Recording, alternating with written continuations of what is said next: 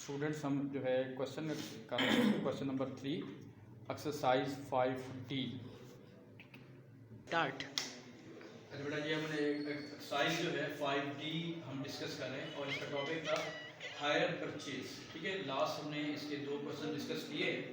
तो first question हमने already इसको क्वेश्चन किया हुआ था। थोड़ा जो बच्चे फर्स्ट टाइम इसको देख रहे हैं इस लेक्चर को, तो हायर परचेज का मतलब होता है, हायर का मतलब होता है कोई चीज़ किराए पे लेगा। ठीक है, और परचेज का मतलब होता है कोई चीज़ हम खरीद लेते हैं।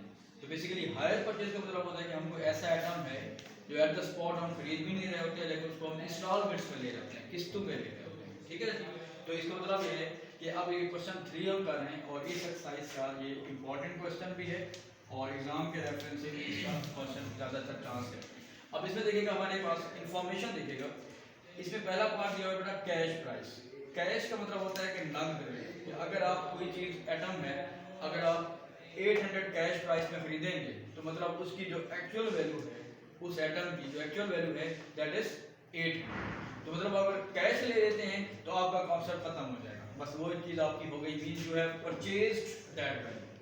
लेकिन हम क्या करने जा रहे हैं कि अगला स्टेप आप करने जा रहे हैं कि हम पूरी वैल्यू पैसे नहीं दे रहे, हम क्या कर रहे हैं, डिपॉजिट करा रहे हैं। डिपॉजिट का मतलब होता है एडवांस हम जमा करा रहे हैं, यानी कुछ पैसे दे रहे हैं और कुछ पैसे हम जमा नहीं करा रहे। इसका मतलब डिपॉजिट कितना कराया बेटा, 100 कराया।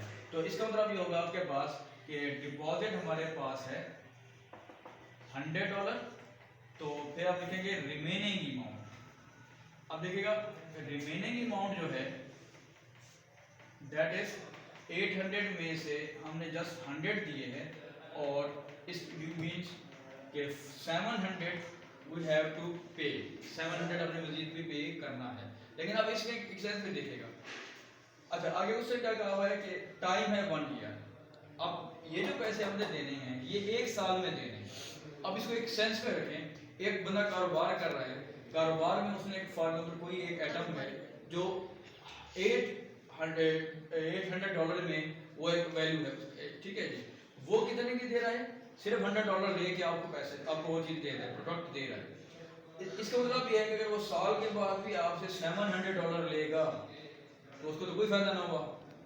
ठीक है, अब वो जो प्रॉफिट होता है दरमियान में, जो प्रॉफिट का कॉन्सेप्ट होता है, वो ये चीज़ है इस क्वेश्चन में कि सिंपल इंटरेस्ट क्या लगेगा जी, इसके ऊपर 8% लगेगा। सिंपल इंटरेस्ट का फॉर्मूला हम ऑलरेडी पढ़ चुके हैं, I = PR/T/100। ठीक है, अब इस सवाल में जो प्रिंसिपल अमाउंट है वो होती है कि जो पैसे आपके बाकी बचते हैं, ये प्रिंसिपल अमाउंट हो जाएगी। रेट आपको गिवन है जी 8% और टाइम आपको गिवन कितना है जी 1 ईयर। ठीक है, 1 आएगा। अब इंटरेस्ट कितना लगेगा आपके पास, प्रिंसिपल अमाउंट है बेटा 700 टाइम्स 8 और मल्टीप्लाई बाय जो टाइम आपके पास आ रहा है 1 ईयर और डिवाइडेड बाय क्या करेंगे जी 100। इसका मतलब ये होगा 7 8 56। सो आपका जो इंटरेस्ट बन जाएगा $56 बनेगा। ठीक है, मतलब अगर आप कैश डिपॉजिट नहीं कराते तो अगर आप इंस्टॉलमेंट में लेते हैं तो यू हैव टू पे मोर $56।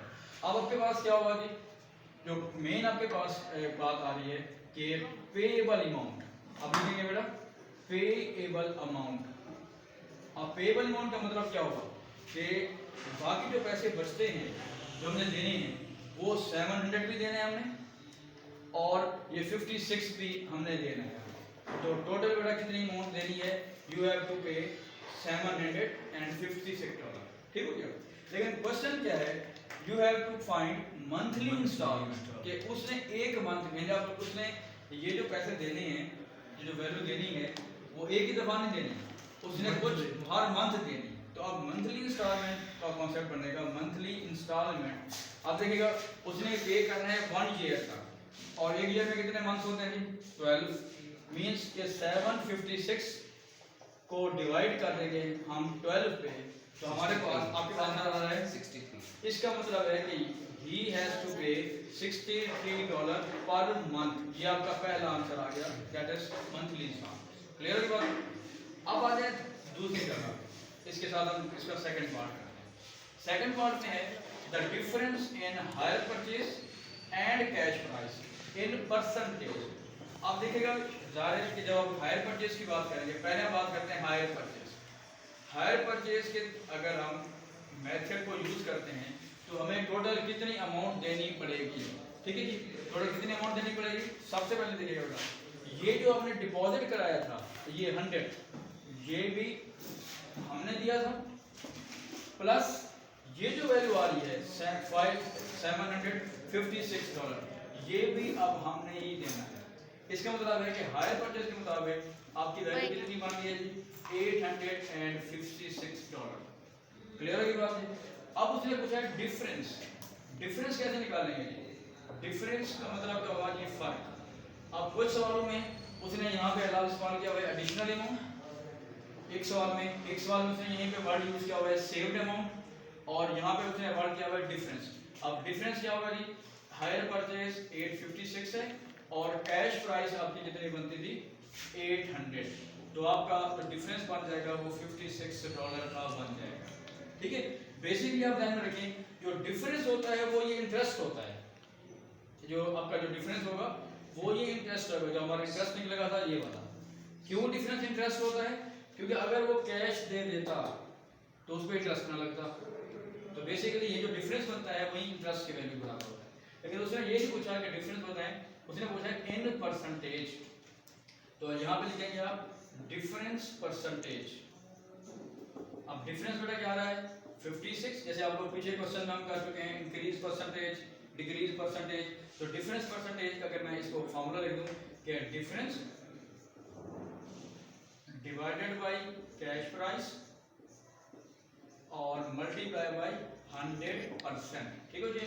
अब डिफरेंस बेटा आपके पास कितना आ रहा है, that is 56 times cash price हमारे पास है वो 800 है,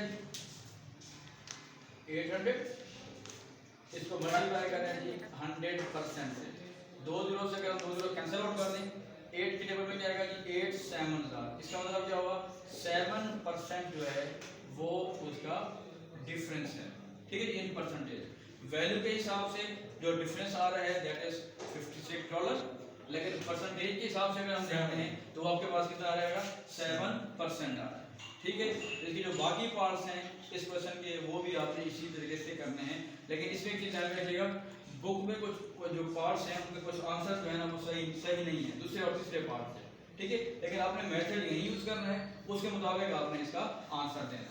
क्लियर है जी, क्लियर है, थैंक यू।